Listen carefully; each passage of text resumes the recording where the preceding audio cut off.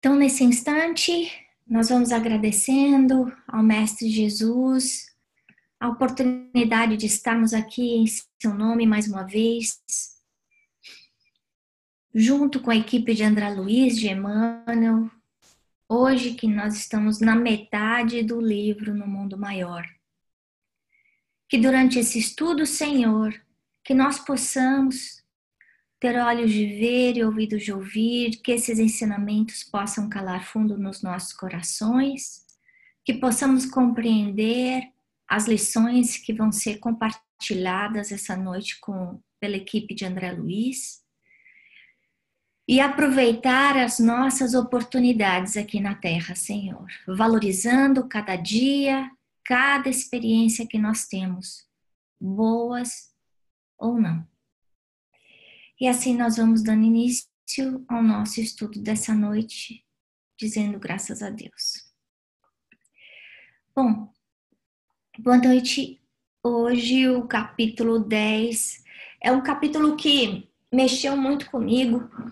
Esse capítulo André Luiz, graças à sua compaixão, à bondade que ele tem, ele deixa claro que ele não descreve tudo que ele está vendo, a situação, não só o sofrimento da criança, quanto o impacto que aquilo vai ter do aspecto espiritual. E a gente percebe como essas nossas decisões, algumas decisões que a gente toma na nossa vida, afetam a nossa felicidade ou aumentam o nosso grau de sofrimento. Nesse caso, dessa menina que acaba por uma situação social tomando essa decisão de tirar o nenê, a gente vê o impacto que isso que vai ter na vida dela e daquele bebê por não sei quanto tempo, né? Então, os vínculos que nós conseguimos conquistar através do amor e do ódio podem perdurar aí por séculos. E a gente sabe que os vínculos do amor não terminam nunca, mas os do ódio a gente pode acabar trazendo junto conosco as impressões no nosso corpo físico, no nosso lado espiritual e, claro, impactando a qualidade da nossa vida, né? Então, a gente olhando para a gravidez de uma outra forma, no momento em que o mundo trata o aborto com tanta naturalidade e coloca o aborto como, muitas vezes, a liberdade da mulher de fazer uma escolha. E a gente está escutando aí que, desde o primeiro momento da concepção, existe a vida. Então, nesse caso, a mãe pode ter escolha, mas num caso do aborto, o bebê não está tendo escolha, o que não é justo, não é? Nesse caso, eles olham para a gravidez como uma grande oportunidade. Olha só que coisa, né? Para essa pessoa, parece que vai ser um sofrimento, uma dor, uma mudança, um impacto do ponto de vista socioeconômico e, claro, dentro da beleza dela. Mas, na verdade, essa gravidez seria a libertação que ela teria, né? Por quê? Porque é uma pessoa que está muito centrada no que ela quer, nos seus interesses, no seu orgulho, na sua vaidade, e esquecendo do que está acontecendo. Então, é uma pessoa altamente egoísta, né? Bom, o que acontece aí?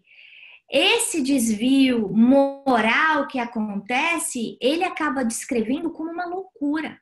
De novo, ele fala do aborto como um extremo desastre. Então, peraí. E se eu fiz um aborto há anos atrás, dentro da minha imaturidade, o que significa isso? A gente tem que olhar para os ensinamentos que a gente está aprendendo hoje como lição. Então, se André Luiz hoje divide com a gente a importância da vida, a importância da valorização da encarnação, a gente tem que tratar isso de uma forma diferente. A Ana de hoje, de 2018, não é a mesma Ana de 20, 30 anos atrás. Então, o ponto que a gente está colocando aqui essa noite, que é muito importante, é não ficar carregando a culpa.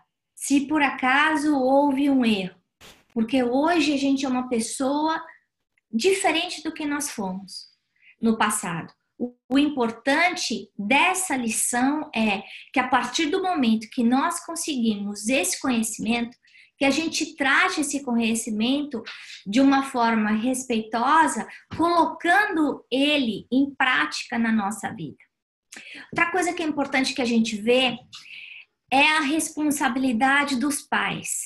E a gente vê que a mãe, o jeito que a mãe vai tratar a filha, ela, na verdade, está formando o caráter de uma mãe futura. Então, os valores que nós, como pais, passamos para os nossos filhos, têm que ser arraigados na moral de Jesus. E isso vai através, principalmente, dos nossos exemplos. Se eu trato com frivolidade a vida, com frivolidade o que eu tenho, as bênçãos da minha vida, seja a bênção da minha saúde, seja a oportunidade que eu tenho de ter uma casa, de ter um lar, de uma família, os meus filhos vão carregar isso com eles. Os nossos valores são espelhados nas nossas crianças. Nesse caso, a mãe não passou para o filho, para a filha, a importância do trabalho, a importância da maternidade, a importância de crescer não só intelectualmente, mas progredir como pessoa. O interesse que essa pessoa, que essa mocinha, a Cecília, tinha era simplesmente do que é bom para mim, o que eu quero. Mas essa mãe, ela acaba indo para o plano espiritual e a gente vê que ela sofre muito tempo.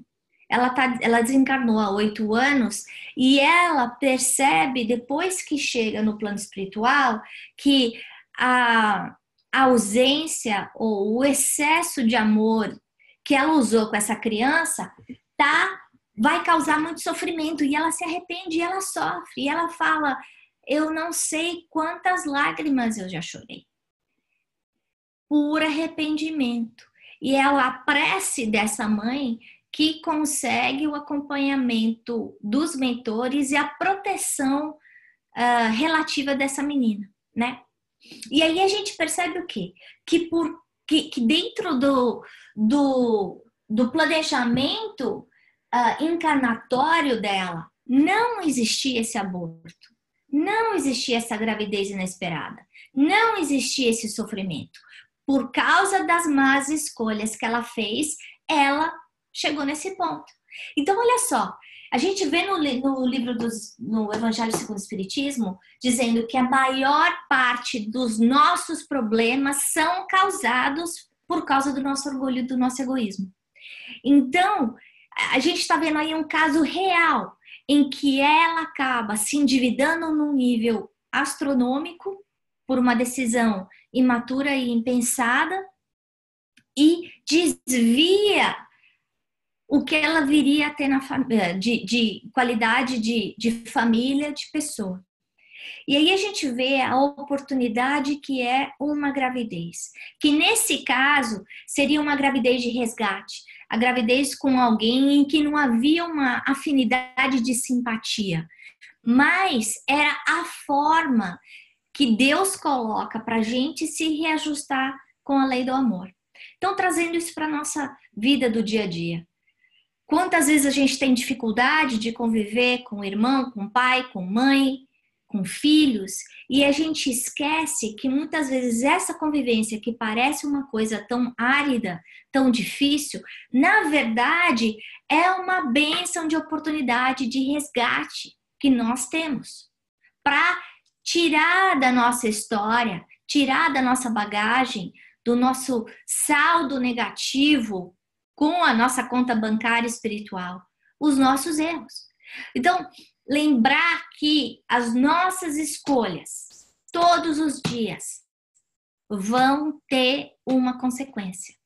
Da mesma forma que a gente fala para os nossos filhos, se você não estudar, você não vai passar de ano.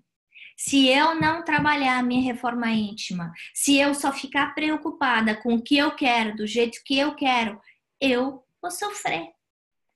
A lição que a gente está aprendendo aqui é a lição da fraternidade, é a lição da compaixão, é a lição da gente fazer para o outro o que nós gostaríamos que fizessem por nós, não é? Bom, no caso de Cecília, outra coisa que me chamou a atenção é que nós não vemos os mentores julgando. Eles veem o erro, que é importante. A gente tem que enxergar o erro e acknowledge esse erro. Porque a gente achar que não fez o erro ou a gente não explicar para a pessoa o erro que ela está fazendo, aquela pessoa vai continuar fazendo o mesmo erro. Se eu não educar o meu filho, não falar para ele o que ele deve ou não deve fazer, ele vai continuar cometendo o mesmo erro. E eu vou ser corresponsável. Nesse caso, a gente vê os mentores André Luiz e Calderaro enxergando o problema.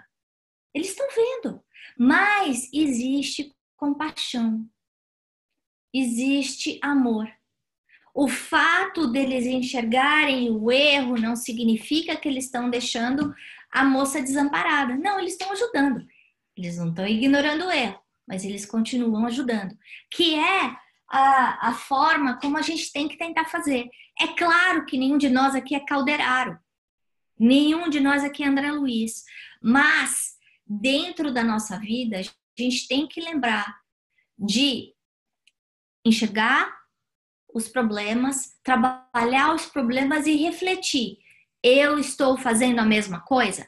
Qual é o meu comportamento? Qual é o meu papel?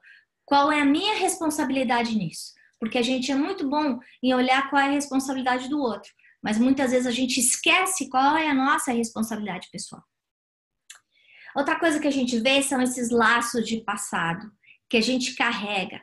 Nesse caso, um laço em que os dois eram cúmplices. E esse laço acaba ainda azedando muito mais e se tornando um vínculo de ódio secular, talvez, né?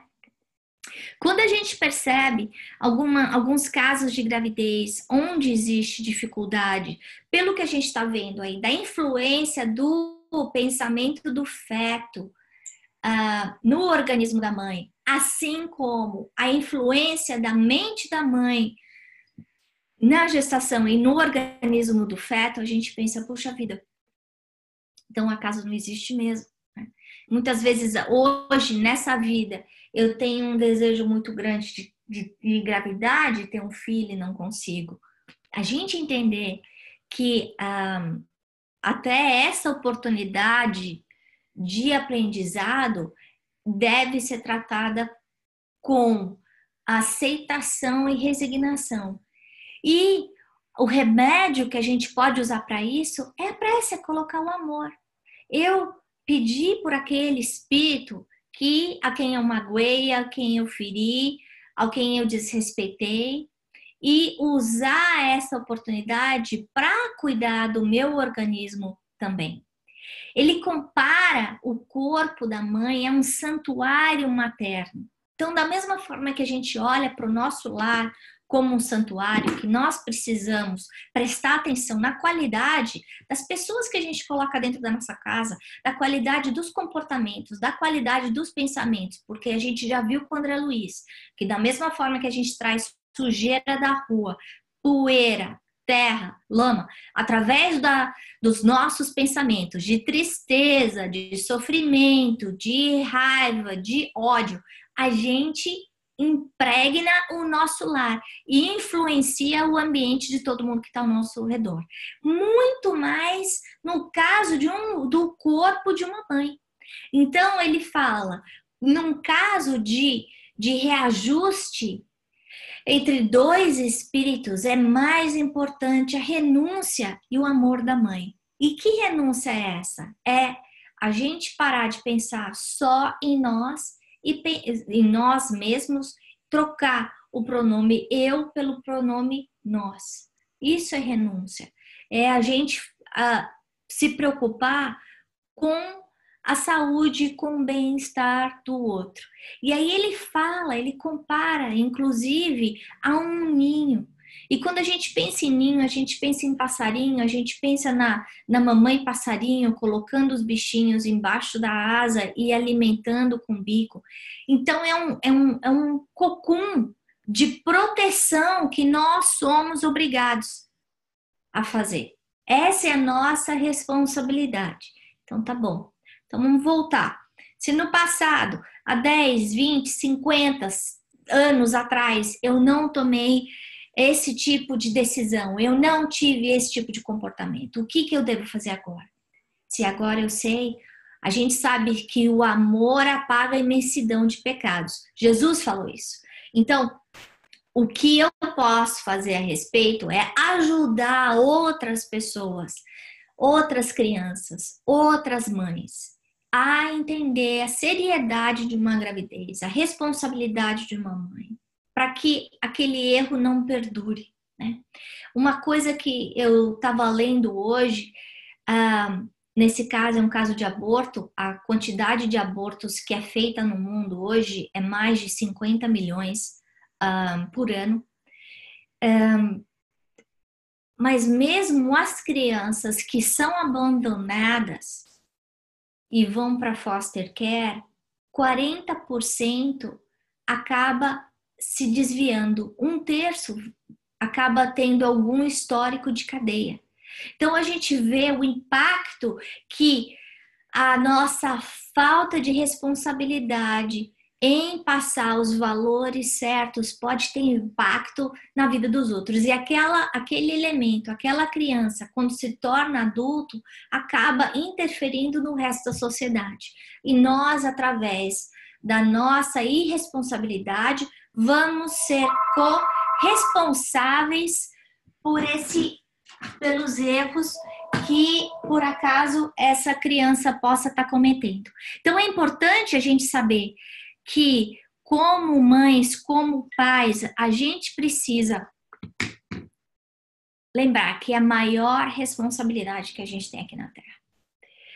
Bom, ajuda. Ajuda vem como? Ajuda vem através da prece. Essa ideia que a gente tem de que a prece deve ser o último recurso, quando a gente já tem tudo, a gente começa a rezar, a gente tem que inverter esse pensamento e começar a rezar, a pedir, mas principalmente a modificar o nosso campo mental. Porque a gente está vendo que, inclusive, a Cecília, que está aí sendo ajudada pela mãe no plano espiritual, pelos mentores, há semanas, ela está refratária à ajuda. Então, muitas vezes a ajuda está ao nosso lado, mas por causa, nesse caso, por causa da vaidade, da imaturidade emocional dela, do egoísmo, do orgulho, ela está colocando o anteparo e não está conseguindo ser ajudada. O plano espiritual consegue interferir de uma forma positiva nos médicos, na enfermeira que está ao lado dela, mas não consegue chegar nela. E então, a gente fica pensando, puxa vida, então, é porque ela não está recebendo ajuda? Não, é porque ela não quer receber ajuda. Então, isso a gente colocar na nossa vida também. Quantas vezes as pessoas estão tentando ajudar a gente e a gente fecha as portas. A gente, por causa do nosso orgulho,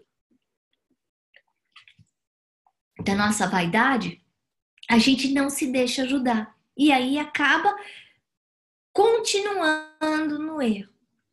Nesse caso, como a gente já comentou, a gente vê o Calderaro e André Luiz, entidades muito mais evoluídas, provavelmente do que nós aqui na Terra, né? Pela capacidade de comunicação e o conhecimento que eles já têm, né? Que estão dividindo aqui conosco como mestres.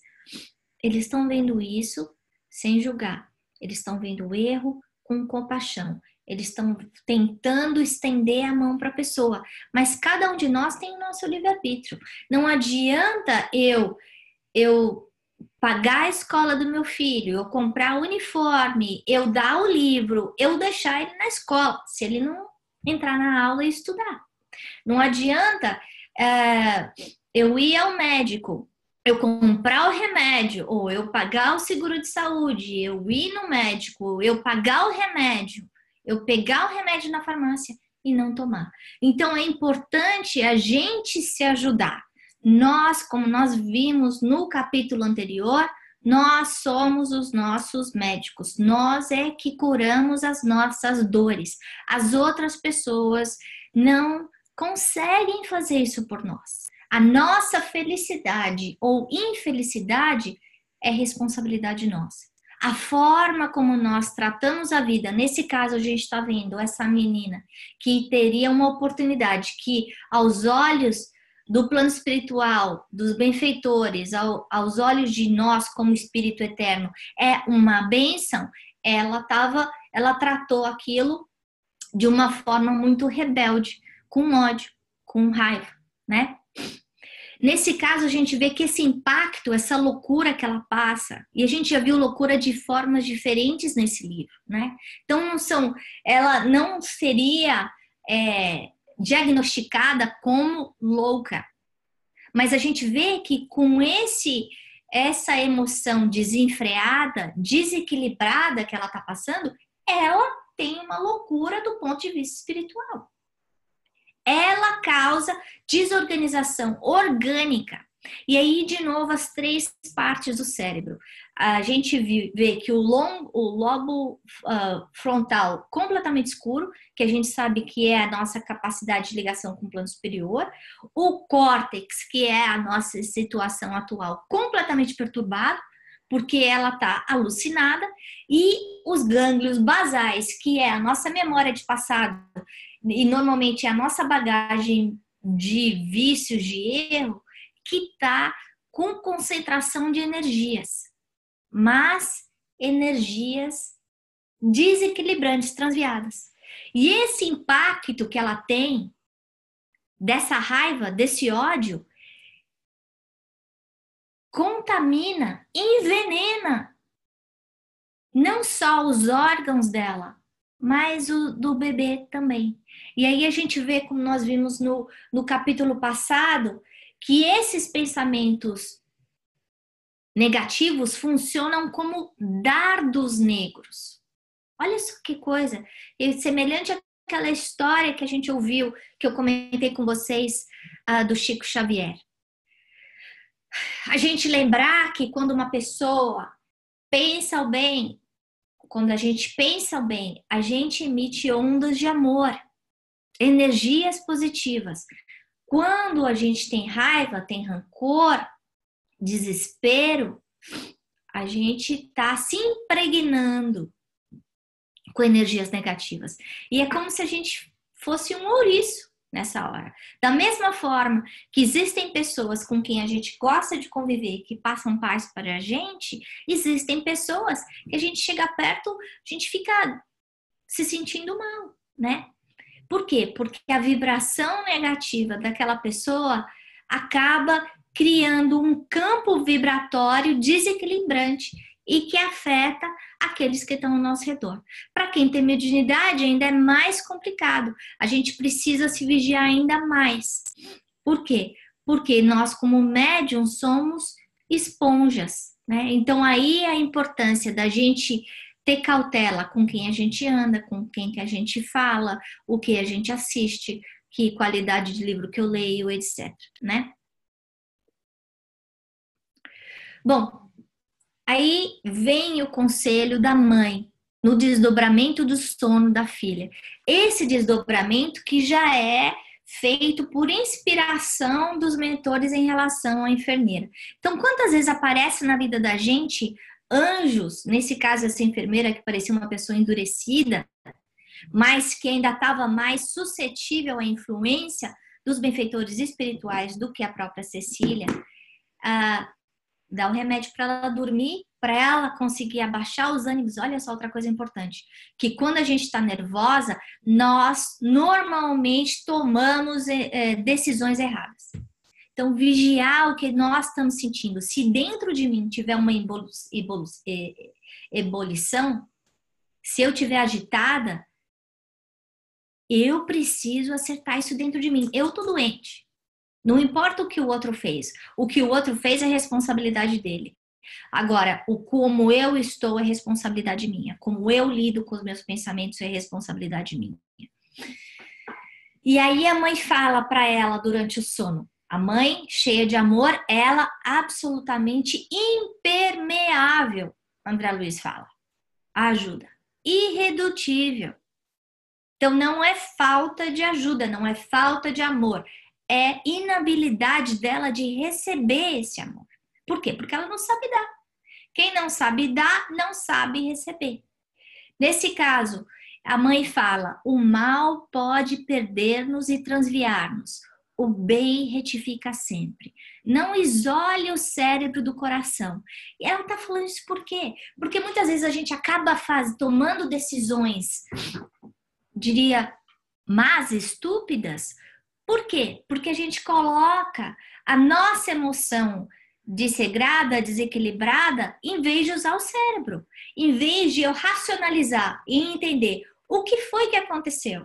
Qual foi o meu papel nessa situação? O que eu estou sentindo? O que a outra pessoa deve ter sentido? Não, eu uso simplesmente a minha emoção e toda vez que eu uso a minha emoção desconectada do meu cérebro, a chance de eu errar é grande. A outra coisa é importante, o bem retifica sempre. Então, não importa qual foi a qualidade e o tipo, a grandeza do erro que eu fiz. O bem que eu faço hoje vai retificar esse passado de sombra que eu trago junto comigo. Então, o chamamento desse trabalho hoje é, primeiro, o amor à vida. Fundamental, a gente vê nesse caso o desespero desse espírito. E quantas vezes a gente não trata a nossa vida com respeito? A gente não trata a nossa vida com respeito, comendo mal, não tomando remédio, não fazendo exercício, não indo ao médico, desrespeitando a nossa qualidade de pensamento, só focando em coisas ruins, ou muitas vezes pensando em suicídio. Então, a importância da gente valorizar a vida, a nossa vida, assim como a vida do próximo, principalmente a vida de um bebê que não tem como se defender numa situação dessa. Nesse caso, esse bebê se transforma de um potencial futuro amigo a um arqui-inimigo. E ele acaba causando a morte da mãe. Por quê? Porque através dos dardos do pensamento negativo, e a gente vê que a intensidade do pensamento negativo da mãe é tão grande que acaba despertando o espírito. Então ele acaba se lembrando das coisas de passado, e a gente já viu nos livros anteriores, por exemplo, na Reencarnação de Segismundo, que existe uma transição para apagar a nossa memória, para diminuir o nosso perispírito, para a gente entrar no corpo da mãe, dentro da ligação com o novo corpo espiritual, o corpo material que vai estar dentro do corpo da mãe. Nesse caso, a gente vê que no momento do aborto, o nenê físico, o corpo sai e o espírito, ele fala, está completamente ligado célula a célula com a mãe. E é claro, essa ligação não é uma ligação positiva.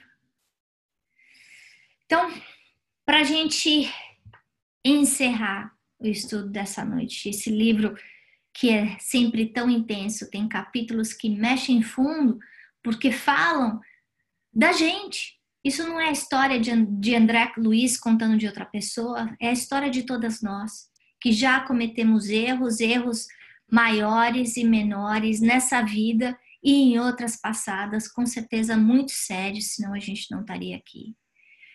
A gente repensar sobre a qualidade do pensamento, do sentimento e o impacto do ódio, da raiva, do rancor na nossa vida. Não só na vida do outro, mas na minha saúde física e na minha saúde espiritual. Nesse caso, a gente vê um caso de obsessão recíproca. Olha que coisa assustadora. E a gente vê que a obsessão pode ser de encarnado com desencarnado, nós já falamos isso. De desencarnado para encarnado, de encarnado para encarnado, de desencarnado para desencarnado. Nesse caso, a gente está vendo uma obsessão que vai começar, por enquanto, nesse instante, ou já estava desencarnado com desencarnado, passa a ser encarnado com desencarnado e vai voltar para o plano espiritual, para o sofrimento como desencarnado, desencarnado. Um ódio recíproco que vai unir essas duas pessoas por muito tempo, porque a gente sabe que da mesma forma que o amor une, o ódio une. Então, se eu não quiser renascer perto de uma pessoa que eu não gosto, eu preciso perdoar. Porque se eu continuar com rancor, com ódio, eu vou ter que encontrar com aquela pessoa de novo. Olha só que ironia, não é? A única forma de eu me libertar é através do amor, é através do perdão. E a outra coisa que eu fiquei pensando é, dentro dessas escolhas que a gente faz, qual é a influência do meu passado, das minhas escolhas dessa vida no meu hoje? Porque a gente muitas vezes é muito bom em culpar o outro, dizer, não, eu não tive isso, eu não fui aquilo, eu fui infeliz, ou eu não tenho saúde, ou fiquei doente, ou eu sou assim porque minha mãe era assim. Não. E qual foi o meu papel naquilo que eu sou hoje? A gente tomar responsabilidade, atenção, nas nossas escolhas, porque é muito fácil a gente lavar a mão e tirar a nossa responsabilidade da reta. Então, é eu tomar consciência de que eu sou responsável pela minha felicidade ou infelicidade. Eu sou responsável pela minha saúde ou pela minha doença. Eu sou responsável pela construção do meu amanhã, que é feita através das escolhas que eu faço hoje. E a gente está vendo que a escolha que a gente tem que fazer é o nosso crescimento moral, a gente aprender a parar de olhar só para o que eu quero e ajudar o próximo, procurar formas de fazer o bem àquelas pessoas que estão ao meu redor, ou conhecidas ou desconhecidas, e melhorar o meu conhecimento. Como? Através do estudo, através de uma boa leitura, através de boas companhias, eu prestar atenção qual é a qualidade de vida que eu estou procurando e o que eu estou fazendo para alcançar, né? Então, era isso que eu tinha para falar essa noite. São 8 horas e a gente pode abrir agora para as perguntas. Quem quer comentar? Eu quero comentar, Ana. Tá escutando? Tô. Oi, Cris. Tá. Eu tô Tudo com bem, o fone querida? aqui. Tá. Não, assim, no geral, a questão, né, da gente como pais, né, de responsabilidade com os filhos. E é interessante que eu recebo e-mails sobre tecnologia, né, de como utilizando, mais específico, né, as crianças, porque hoje é difícil, tem muito, então é difícil de lidar, né, com aquilo. Claro que é assim, só. E eu estava lendo uma hoje que era assim, como dizer não para os filhos. E sem, porque assim, é difícil com as crianças de hoje dizer não. Não é Muito, nessa geração. muito difícil. Mas aí deu os tips, né, de dizer não, e uma das. Achei muito interessante, porque com essa geração você não fala apenas não, você tem que explicar. Aí que eu vou explicar o porquê, vamos supor, não vai usar, por que é que você não vai usar o telefone ou o screen antes de dormir? Né? Aquilo que prejudica, o porquê, o que faz bem e o benefício de não usar. E eu acho que assim, se estende para muitas situações, né? Então eu achei assim, explicar o porquê que não vai poder sair e ficar né, até tarde, a disciplina, a responsabilidade, o respeito ao próximo, né? É. Ou porque não pode usar iPad todo dia, ou porque o telefone não é uma boa opção a maior parte do tempo. Mas colocar também não só o limite nas crianças, mas os limites nós mesmos também, né? Porque muitas vezes a gente quer que o nosso filho não faça, mas a gente está fazendo, né?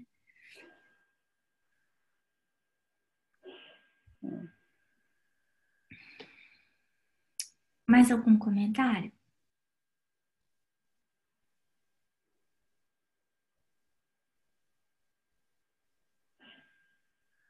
Eu só quero agradecer mesmo.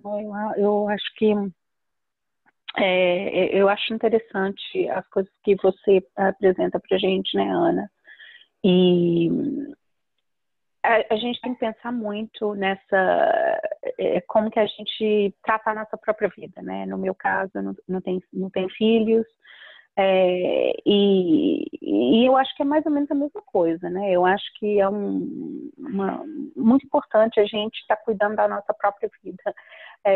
Eu acho que é um desafio, é interessante, né? Como que eu estou ouvindo vocês, a dificuldade de falar não para os filhos, e eu tenho dificuldade de falar não para mim mesmo, né? Não, você não vai comer chocolate agora. Não é uma boa ideia você comer chocolate agora, né? E é uma coisa importante e é interessante como que eu não sei, eu acho difícil para mim de falar isso para mim. Falar talvez não é tão difícil, o problema é obedecer. Fazer. E aí, não só como você está falando, essa dieta alimentar, mas a dieta mental também, né, Patrícia? Que eu acho que Com muitas vezes certeza. é mais difícil. É eu pensar direito, eu me policiar no que eu estou sentindo, nas atividades que eu estou escolhendo, tentar, como as psicólogas falam, replace, né? Então, colocar dentro daquela atividade ruim ou daquele vício ou daquele comportamento, substituir aquilo por uma coisa positiva, né? Como você falou, né? Então, sei lá, como você tá falando do chocolate, tá bom, então eu não vou comer chocolate, em vez de comer chocolate, quer saber? Eu vou botar o meu tênis e vou andar, né? A gente fazer um Isso, trato. exatamente. Mas da mesma forma com o pensamento. Quando eu estiver me sentindo infeliz, quando eu estiver me sentindo triste, sozinha, deprimida, então tá bom, o que eu posso fazer? Então, peraí, tem alguém que eu posso ligar? Eu posso ajudar alguém? Eu posso ir no, sei lá, no Food Bank, ajudar Foster Kid? O que eu posso fazer para sair de dentro de mim e olhar para a dor do outro? Porque a hora que a gente coloca, a gente tira o foco da gente, a nossa dor diminui. Principalmente porque a gente muda a forma como a gente está olhando a vida, mas também porque quando a gente está fazendo bem, como a gente viu com o André Luiz, a gente está retificando dores, sofrimentos, karmas e está plantando para uma vida melhor, né? Não, com certeza. Com certeza, esses exemplos aí eu acho que são, na verdade, os mais difíceis, né? Porque na hora que você está na dor, eu acho que o meu caso, por exemplo, é difícil você até identificar isso, né? Eu acho que eu dei o exemplo do chocolate, porque para mim é o mais absurdo, que tipo assim, é um óbvio, é um fácil, é um lógico, né? Que eu não consigo obedecer, mas eu concordo com você, né? Nesses outros. E é interessante como as coisas são, né? Para o grupo aqui, eu sou amiga da Ana, né? Há um tempo, eu tenho uma conexão muito boa com ela, e eu sempre falo que eu não tenho fé, né? Então eu gosto muito desse grupo porque eu sinto uma conexão muito boa. Então ela mesmo fala comigo, não, mas se você, né, gosta um dia eu pedi ela para rezar, eu falo, se eu tô pedindo para rezar, você tem fé. Hoje eu estava até na loja de $1 e é interessante, eu parei perto de uma pessoa que comentou comigo e um cara, sei lá, gostou de um negócio lá que ele estava falando e ele falou, nem posso gastar dinheiro, não, mas eu vou levar isso. E é interessante, né? Porque aquilo, eu estava na loja de $1, gente. Essa é uma pessoa, né? Que não posso gastar e está pegando uma coisa de $1, né? E aquilo, na verdade, tipo assim, foi uma lição, sabe? Eu tive um dia muito difícil no meu serviço, né? Várias coisas. Então, eu tô só falando assim, foi interessante, porque apesar de eu não ter conseguido sair dos meus pensamentos, minha dor, eu acho que algum espírito, alguma coisa boa colocou essa pessoa na minha frente para falar, ops, olha aí, né? Tipo, acorda aí. E foi interessante porque me colocou numa sintonia completamente diferente, sabe? Eu cheguei em casa muito mais, assim, grata pela minha situação e, tipo, sabe, praticamente apagou todas as dificuldades do meu dia, né? Porque eu falei, nossa, realmente, né? Não posso gastar $1 a mais, né? É uma situação bem mais difícil da minha, né? Então, bom, interessante. Bom, muito obrigada por esse grupo e tudo que você ensina pra gente, Ana. André Luiz. A gente está estudando junto. Mas você traduz para mim, que eu leio. Eu tenho que ler um montão de vezes aqui para tentar traduzir André Luiz. Tenho certeza que a gente pega 1/10 do que ele está falando, né? Mas o importante é a gente continuar estudando. Cada vez que a gente estuda mais, a gente aprende mais. Cada vez que a gente aprende, a gente consegue construir de uma forma mais eficaz a nossa felicidade, né? Que quando a gente não sabe, a gente continua perseverando no erro. E o ponto aqui desse livro é o nosso despertamento consciencial, para que a gente saiba fazer escolhas melhores, né? Uhum. Bom, queridas, vamos encerrar, tá na nossa horinha já. Passaram 45 minutos, passa tão rápido. E nós vamos agradecendo mais uma vez ao Mestre Jesus, à equipe de André Luiz, que nos traz esses ensinamentos tão profundos, que nos ajudam a repensar os nossos comportamentos, as nossas escolhas. Mestre amado Jesus, auxilia-nos na nossa estrada, no nosso caminho de evolução. Ajuda-nos, Senhor, a agarrar essa oportunidade dessa reencarnação ou dessa encarnação com unhas e dentes, com uma vontade fervorosa de transformação. Sobre as nossas deficiências, ajuda-nos, Senhor, a ser mais humildes, para que nós saibamos receber as inspirações do bem daquelas pessoas que convivem conosco, que querem nos ajudar, sejam elas encarnadas ou desencarnadas. Vamos pedindo, Mestre Jesus, por todos aqueles que sofrem dores profundas, desesperos, que passam por esse momento tão crítico de escolha da vida, seja a própria vida, seja a vida do próximo, seja a vida de um bebê. Que haja, Senhor, uma alma amiga, que ajude a cada um de nós tomar a decisão correta para que a gente aproveite a oportunidade para o nosso crescimento, seja a oportunidade da dor ou a oportunidade do amor. Mestre amado Jesus, envolve todas as crianças abandonadas, abençoa todas as famílias, para que os pais amem e respeitem seus filhos e os filhos amem e respeitem seus pais. Que nós consigamos, Senhor, como sociedade, criar um ambiente de mais aceitação, de mais respeito, de mais consideração e compaixão em relação ao próximo. Lembrando de nós como família humanidade. Vamos pedindo também por todos aqueles que nos pedem preces, que possam ser ajudados de acordo com as suas necessidades, que os mentores amigos não só visitem os nossos lares, cuidando de nós, dos nossos familiares, mas também daqueles que estão ligados a nós através do seu pensamento, pedindo ajuda.